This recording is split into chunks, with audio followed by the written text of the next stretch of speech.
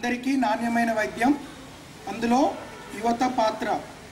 So ఈ topic ఎందుకు ఎంచుకోవడం జరిగిందంటే, మనకి ఇక్కడ జగిత్యాల డివిజన్లో కొత్తగా అంటే ఈ సంవత్సరం నుండి కొత్త బాడీ ఎన్నుకోవడం జరిగింది హ్యూమన్ రైట్స్ వాళ్ళది.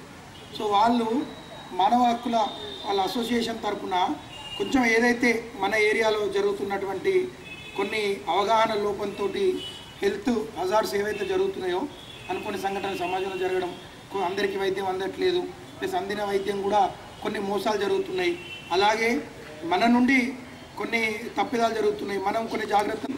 ఇది హ్యూమన్ రైట్స్ వాళ్ళు చేస్తున్నటువంటి ఫస్ట్ కార్యక్రమం. సో వాళ్ళు నన్ను అడిగినప్పుడు ఈ కార్యక్రమం ఇట్లా ఎట్లుంటుంది సార్ అన్నప్పుడు, నాకు చాలా ఇష్టమైన కాలేజ్ మీది, ఎందుకంటే మీరే ఈ జగిత్యాలలో మీకన్నా మించిన స్టూడెంట్స్, మంచి స్టూడెంట్స్ స్టార్ట్ చేసినా ఈ కాలేజ్ నుంచే స్టార్ట్ చేస్తున్నావు. అది ఎందుకో లక్క కలిసి వస్తుంది, మాకు బాగా 100% సక్సెస్ అవుతుంది ప్రోగ్రామ్స్ అని.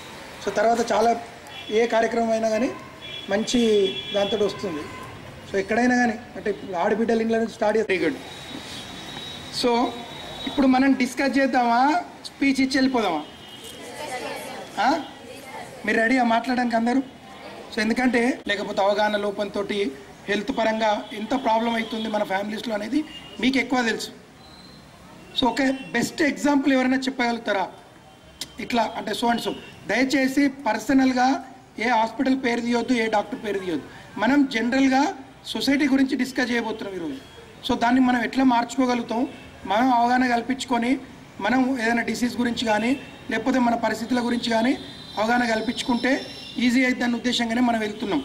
సో మనకు ప్లస్ సొసైటీకి ఉపయోగపడాలని ఎవరన్నా ఒకరు డిస్కషన్ స్టార్ట్ చేయాలి. స్టూడెంట్స్ నుంచి వస్తే సంతోషం. సో ఆ డయాఫ్రామ్ రెండింటిని చేంజ్ చేయాలి, మన లంగ్స్ ప్రెషరు కిందికి పడకుండా పై ప్రెషర్ పడకుండా కాపాడు. హెర్నియా అంటే అది దానిలో హోల్ ఉండి ఈ పేగులన్నీ బయటికి వచ్చే కండిషన్ ఉంటుంది.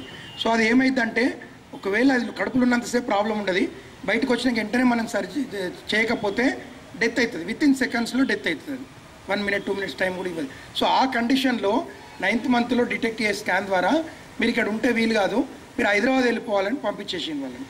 సో వాళ్ళు ఫేస్బుక్ ద్వారా నా నెంబర్ చూసాను ఇంతకుముందు. వాళ్ళ ఇప్పుడు ఈ అమ్మాయి ఎవరైతే పేషెంట్ ఉన్నదో వాళ్ళ బ్రదర్ ఫేస్బుక్లో కాంటాక్ట్ ఉంటే ఆయన నా నెంబర్కి కాల్ చేసి వాళ్ళు ఏం చేశారు, ఇక్కడ ఉన్నప్పుడు కాదు ప్రజ్ఞాపూర్ వెళ్ళిన తర్వాత కాల్ చేశారు హైదరాబాద్ రీచ్ అయ్యే టైంలో చేసి, సార్ ఇట్లా ప్రాబ్లం అని చెప్పారు మాకు, ఆ కండిషన్ కూడా